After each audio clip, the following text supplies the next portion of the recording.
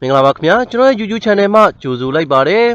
မိတ်ဆွေတို့ကိုဒီဗီဒီယိုဖိုင်လေးမှာဘုဒ္ဓအဖြစ်မျှဝေပေးချင်တာကတော့ကားတာယာတွေရဲ့ production date လို့ခေါ်တဲ့တာယာတွေရဲ့သက်တမ်းကိုဖတ်ရှုခြင်းနဲ့ပတ်သက်ပြီးတော့မိတ်ဆွေတို့ကိုဘုဒ္ဓအဖြစ်မျှဝေပေးချင်တာပဲဖြစ်ပါတယ်ကားတာယာတွေကကားတစ်စီးအတွက်အရန်ကိုရေးပါတာပဲဖြစ်ပါတယ်ကားရဲ့ engine ဘလောက်ပဲကောင်းကောင်းကားရဲ့ brake စနစ်ဘလောက်ပဲကောင်းကောင်း gear box ဘလောက်ပဲကောင်းကောင်းတာယာတွေမကောင်းတဲ့အခါမှာ accident ဖြစ်စေနိုင်ပါတယ်အချိန်နဲ့မောင်းနေတဲ့အချိန်မှာ brake ဘလောက်ပဲကောင်းကောင်းတာယာပွင့်ထွက်တယ်ဆိုရင်ကားကလိမ့်သွားနိုင်တယ်ကားတစ်ခုခုကိုသွားပြီးတော့တိုက်နိုင်တယ်ဒါကြောင့်မို့တာယာတွေကောင်းနေဖို့လိုအပ်ပါတယ်ဒါကြောင့်မို့တာယာတွေကိုပုံမှန်စစ်ဆေးဖို့လိုအပ်တာပဲဖြစ်ပါတယ်ဒါအပြင်တာယာတွေလဲတဲ့အခါမှာလည်းတာယာရဲ့သက်တမ်းကိုဖတ်ရှုတတ်ဖို့လိုအပ်တာပဲဖြစ်ပါတယ်ဘလောက်ကောင်းတဲ့တာယာပဲဖြစ်ဖြစ်တာယာရဲ့သက်တမ်းကတော့အများဆုံး6နှစ်ပြီးတာပဲဖြစ်ပါတယ်တာယာရဲ့သက်တမ်းက6နှစ်ဆိုတာကတော့မှန်တယ်ဒါပေမဲ့တာယာရဲ့သက်တမ်းကိုတာယာရဲ့ထုတ်လုပ်တဲ့နှစ်ကိုသိရှိမှသာဒီတာယာကဘလောက်သက်တမ်းရှိနေပြီလဲဆိုတာကိုအလွယ်တကူသိရှိနိုင်မှာပဲဖြစ်ပါတယ်ဒါကြောင့်မို့မိတ်ဆွေတို့ကိုဒီဗီဒီယိုဖိုင်လေးမှာတာယာရဲ့သက်တမ်းကိုအလွယ်တကူဖတ်ရှုခြင်းနည်းလမ်းနဲ့ပတ်သက်ပြီးတော့မိတ်ဆွေတို့ကိုဘုသူရာဖြစ်မျှဝေပေးချင်တာပဲဖြစ်ပါတယ်ကားတစ်စီးရဲ့တာယာသက်တမ်းကိုဖတ်တဲ့အခါမှာကားတာယာရဲ့ဘေးနားမှာဒီလိုပုံစံမျိုးကဏ္ဍလေးလုံးနဲ့တာယာရဲ့သက်တမ်းကိုဖော်ပြပေးထားတာပဲဖြစ်ပါတယ်ကဏ္ဍလေးလုံးမှာဆိုရင်နောက်ကနှလုံးကတော့ခုနှစ်ပဲဖြစ်ပါတယ်ရှေ့ကနှလုံးကတော့ရက်သက်တစ်ပတ်ပဲဖြစ်ပါတယ်တကယ်လို့08ဆိုလို့ရှိရင်တော့သူ့ရဲ့ခုနှစ်က2008ပဲဖြစ်ပါတယ်ဒါကြောင့်မို့ဒီတာယာကတော့2008ခုနှစ်မှာထုတ်လုပ်ထားတဲ့တာယာပဲဖြစ်ပါတယ်49ဆိုတာကတော့2008ခုနှစ်ရဲ့48ပတ်မြောက်မှာထုတ်လုပ်ထားတဲ့တာယာပဲဖြစ်ပါတယ်ကြမ်းမြင့်ကတော့တစ်နှစ်မှာ52ပတ်ရှိပါတယ်52ပတ်ဖြစ်တဲ့အတွက်ကိုအလွယ်ဆုံးတွက်မယ်ဆိုရင်တော့တစ်လမှာ4ပတ်ရှိပါတယ်တစ်လမှာအကြမ်းမြင့်ကတော့4ပတ်ရှိပေမဲ့လည်းပုံမှန်ကတော့4ပတ်ခွဲပုံဝင်ကျလောက်ရှိပါတယ်အလွယ်ဆုံးတွက်ချက်တာကတော့4ပတ်ပဲဖြစ်ပါတယ်ဒါကြောင့်မို့48ပတ်ဖြစ်တဲ့အတွက်ကို17လပိုင်းနဲ့17လပိုင်းပတ်ဝန်းကျင်လောက်မှာထုတ်လုပ်ထားတဲ့တာယာပဲဖြစ်ပါတယ်။ဒါကြောင့်မို့ဒီတာယာရဲ့ production date ကိုကြည့်တဲ့အခါမှာ2008ခုနှစ်17လပိုင်းသို့မဟုတ်12လပိုင်းထဲမှာထုတ်လုပ်ထားတဲ့တာယာပဲဖြစ်ပါတယ်။2008ခုနှစ်ကို6နှစ်ပေါင်းလိုက်တဲ့အခါမှာတာယာရဲ့ကုန်ဆုံးတဲ့ expire date ကိုရရှိမှာပဲဖြစ်ပါတယ်။ဒါကလည်းတာယာရဲ့ထုတ်လုပ်တဲ့ခုနှစ်ပဲဖြစ်ပါတယ်။16လို့ရေးထားတာပဲဖြစ်ပါတယ်။16လို့ရေးထားတာဖြစ်တဲ့အတွက်နောက်က16ကတော့2019ပဲဖြစ်ပါတယ်ရှေ့က16ကတော့18ပတ်ပဲဖြစ်ပါတယ်18ပတ်ဖြစ်တဲ့အတွက်4နဲ့စားကြည့်လိုက်တဲ့အခါမှာ4လနဲ့တစ်ပတ်ရရှိမှာပဲဖြစ်ပါတယ်ဒါကြောင့်မို့ဒီတာယာအမျိုးအစားကကြမ်းမြင့်အနေနဲ့ကတော့4လပိုင်းနဲ့5လပိုင်း2019ခုနှစ်မှာထုတ်လုပ်ထားတဲ့တာယာပဲဖြစ်ပါတယ်တကယ်လို့တာယာရဲ့သက်တမ်းကုန်ဆုံးတဲ့ date ကိုသိကျင်နေဆိုရင်6နှစ်ထည့်ပေါင်းလိုက်တဲ့အခါမှာတာယာရဲ့ expire date ကို expire နှစ်ကိုရရှိမှာပဲဖြစ်ပါတယ်နောက်ထပ်အမျိုးအစားတစ်မျိုးကတော့25စက္ကွန်ပဲဖြစ်ပါတယ်ဒါကလည်း2019မှာထုတ်လုပ်ထားတဲ့တာယာပဲဖြစ်ပါတယ်25ဆိုတာကတော့25ဘက်မြောက်မှာထုတ်လုပ်ထားတဲ့တာယာပဲဖြစ်ပါတယ်၄နဲ့စားကြည့်လိုက်မယ်ဆိုရင်6လနဲ့တစ်ပတ်ရရှိမှာပဲဖြစ်ပါတယ်ဒါကြောင့်မို့2019 6လပိုင်းနဲ့9လပိုင်းအတွင်းထဲမှာထုတ်လုပ်ထားတဲ့တာယာပဲဖြစ်ပါတယ်အလွယ်ဆုံးကတော့ထုတ်လုပ်တဲ့ခုနှစ်ကိုသိထားတယ်ဆိုရင်ကျွန်တော်တို့က6နှစ်ကိုထည့်ပြီးတော့ပေါင်းလိုက်မယ်ဒါဆိုရင်သူ့ရဲ့ expire year ကိုရရှိမှာပဲဖြစ်ပါတယ် expire date ကိုရရှိမှာပဲဖြစ်ပါတယ်ဒါကလည်း50 18လို့ရေးထားတာပဲဖြစ်ပါတယ်ဒါဆိုရင်တော့2018နှစ်ကုန်ပိုင်းမှာထုတ်ထားတဲ့တာယာပဲဖြစ်ပါတယ်ဒီအမျိုးအစားကတော့31 19ပဲဖြစ်ပါတယ်31 19ဖြစ်တဲ့အတွက်ကို2019နှစ်လယ်ပိုင်းမှာထုတ်ထားတဲ့တာယာပဲဖြစ်ပါတယ်ဒီတာယာကတော့3120ပဲဖြစ်ပါတယ်ဒါကြောင့်မို့2020တလပိုင်းထဲမှာထုတ်ထားတဲ့တာယာပဲဖြစ်ပါတယ်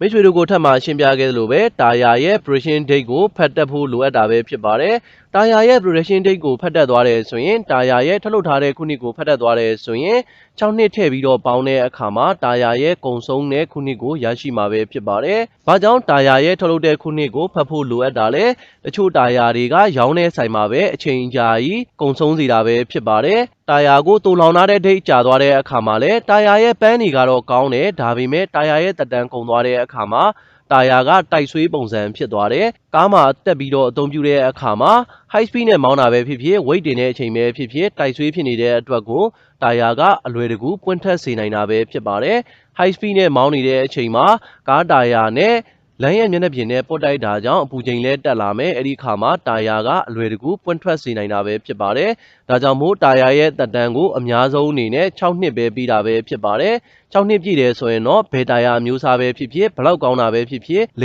ဲစီတာပဲဖြစ်ပါတယ်တကယ်လို့တာယာပန်းနေကြံနေတယ်ဆိုလို့ရှိရင်လည်းအဲ့ဒီတာယာကိုလဲပေးရမှာပဲဖြစ်ပါတယ် မိတ်ဆွေတို့အနေနဲ့တာယာတွေကို promotion ပေးတာကိုကြုံတွေ့ကြမှာပဲဖြစ်ပါတယ်ကြုံတွေ့ပူးကြမှာပဲဖြစ်ပါတယ်ဘာကြောင့်တာယာတွေကို promotion ပေးလဲဆိုတော့တာယာတွေကဂိုးတောင်ထဲမှာတူလောင်ထားတာကြာသွားတဲ့အခါမှာတာယာရဲ့တက်တန်းတွေကလည်းကုံဆုံးစေနိုင်တယ်ဒါကြောင့်မို့တာယာကိုတက်တန်းကုန်ကန်ကြီးကြလို့ရှိရင်ဈေးလျှော့ပြီးတော့ရောင်းတာပဲဖြစ်ပါတယ်ဒါကြောင့်မို့မိတ်ဆွေတို့အနေနဲ့တာယာရဲ့ထုတ်လုပ်တဲ့ခုနှစ်ကိုတေချာဖတ်တတ်ဖို့လိုအပ်တာပဲဖြစ်ပါတယ်ဒါကတော့တာယာရဲ့ပုံစံပြည့်ရင်းနေတာပဲဖြစ်ပါတယ်အကြောင်းမျိုးကြောင့်တာယာရဲ့ဘေးသားကဒီလိုပုံစံမျိုးကြီးဖူဖောင်းနေတယ်ဒါဆိုလို့ရှိရင်လည်းအန်ဒီရရှိပါတယ်အချိန်မရွေးပွင့်ထွက်နိုင်တာပဲဖြစ်ပါတယ်ဒီလိုအနေထားကတော့မိတ်ဆွေတို့ကိုအထက်မှာရှင်းပြခဲ့တဲ့တိုက်ဆွေးပဲဖြစ်ပါတယ်တာယာရဲ့ပန်းကတော့တော်တော်လေးကျန်ပါသေးတယ်ဒါပေမဲ့လည်းတာယာရဲ့တက်တန်းကကုန်နေပြီတာယာရဲ့တက်တန်းက6နှစ်ကျော်သွားတဲ့အခါမှာရာဘာတွေကဒီလိုပုံစံမျိုးကွဲအပ်နိုင်တာပဲဖြစ်ပါတယ်ဒီလိုပုံစံမျိုးကွဲအပ်နေတဲ့တာယာကို high speed နဲ့မောင်းတာပဲဖြစ်ဖြစ်ဝင်နေတင်ပြီးတော့ထမ်းဆောင်တာပဲဖြစ်ဖြစ်အချိန်မရွေးပွင့်ထွက်နိုင်တာပဲဖြစ်ပါတယ်ပွင့်ထွက်တယ်ဆိုလို့ရှိရင်တော့ brake ဘလောက်ပဲကောင်းကောင်းကားက accident ဖြစ်နိုင်တာပဲဖြစ်ပါတယ်တာယာတွေကတိုက်ဆွေးဖြစ်နေတယ်ဆိုရင်တော့ view site စီကျင်တာပဲဖြစ်ပါတယ်ဒီလိုအနေထားဆိုလို့ရှိရင်လည်းတာယာကအကွဲနေတဲ့အနေထားပဲဖြစ်ပါတယ်ဒါဆိုလို့ရှိရင်လည်းလုံးဝမသုံးသင့်တဲ့တာယာပဲဖြစ်ပါတယ်ဒီလိုအနေထားကတော့တာယာကတော့ကောင်းမိမယ်လေတစ်ခုခုနဲ့ထိုးခွဲသွားတဲ့အနေထားပဲဖြစ်ပါတယ်ဒါကတော့အချွန်တစ်ခုနဲ့ထိုးခွဲသွားတဲ့အတွက်တာယာပွင့်ထွက်သွားတဲ့အနေထားပဲဖြစ်ပါတယ်ဒါကြောင့်မို့မိတ်ဆွေတို့အနေနဲ့မိတ်ဆွေတို့ကားမှာအသုံးပြုတဲ့တာယာရဲ့ထုတ်လုပ်တဲ့ခုနှစ်တာယာရဲ့ production date တာယာရဲ့ date of birth ကိုဖတ်စီချင်တာပဲဖြစ်ပါတယ်တာယာရဲ့ထုတ်လုပ်တဲ့ခုနှစ်ကိုဖတ်ပြီးတော့မှ6နှစ်ပေါင်းမယ်ပေါင်းပြီးတော့တကယ်လို့တာယာကတက်တန်းကုန်နေတယ်ဆိုရင်တော့ safety အတွက်ကိုမိတ်ဆွေတို့အနေနဲ့လဲပေးသင့်တာပဲဖြစ်ပါတယ်highway ပုံမှန်မောင်းနေတဲ့လူတွေဆိုရင်တော့ပိုပြီးတော့အန္တရာယ်ရှိပါတယ်။တာယာမကောင်းတဲ့အခါမှာတာယာပွင့်ထွက်သွားစေနိုင်ပါတယ်။ဒါအပြင်တောင်ကုန်းတောင်တက်လမ်းတွေမှာမောင်းတဲ့မိတ်ဆွေတွေအနေနဲ့လည်းတာယာမကောင်းတဲ့အခါမှာတော်တော်လေးအန္တရာယ်ကြီးတာပဲဖြစ်ပါတယ်။မြေပြင်မှာမောင်းနေလို့စပီကာထိန်းချုပ်နိုင်တဲ့အနေအထားဆိုရင်အန္တရာယ်နည်းပေမဲ့လည်းတောင်ကုန်းတောင်တက်လမ်းတွေမှာမောင်းနေတယ်ဆိုလို့ရှိရင်တော့တာယာပွင့်ထွက်တယ်ဆိုရင်တော်တော်လေးအန္တရာယ်များတာပဲဖြစ်ပါတယ်။ဒါကြောင့်မို့တာယာရဲ့ထုတ်လုပ်တဲ့ခုနှစ်ကိုတေချာလေးဖတ်စီချင်တာပဲဖြစ်ပါတယ်။ဒါအပြင်မိတ်ဆွေတို့အနေနဲ့ဒီနေရာမှာသတိထားမယ့်အချက်လေးရှိပါတယ်။တချို့ကတာယာရဲ့ထုတ်လုပ်တဲ့ခုနှစ်ကိုပြုပြင်ကြပါတယ်။ဒီနေရာလေးကိုမိုးပြန်လောင်းကြတယ်ပုံပြန်ရိုက်ကြတဲ့ပုံစံလည်းရှိပါတယ်ဒိတ်တွေပြန်ရိုက်ကြတဲ့ပုံစံတွေရှိပါတယ်ဒါကတော့တော်တော်လေးမတမာတဲ့နီလန်ပဲဖြစ်ပါတယ်လူရဲ့အသက်အန္တရာယ်ကိုတန်မိုးမထားတဲ့လူတွေလုပ်တဲ့အလုပ်ပဲဖြစ်ပါတယ်တချို့ကတာယာတွေကပန်းနေတာကောင်းသေးတယ်အဲ့ဒီအခါမှာတာယာရဲ့ဘေးမှာတာယာရဲ့ထုတ်လုပ်တဲ့ခုနှစ်တွေကိုအသစ်ပြန်ရိုက်ကြတဲ့လူတွေရှိပါတယ်အဲ့လိုပုံစံမျိုးပြန်ရိုက်တဲ့တာယာတွေမကြုံအောင်မိတ်ဆွေတို့အနေနဲ့တေချာစစ်ဆေးပြီးတော့မှသာဝယ်ယူသင့်တာပဲဖြစ်ပါတယ်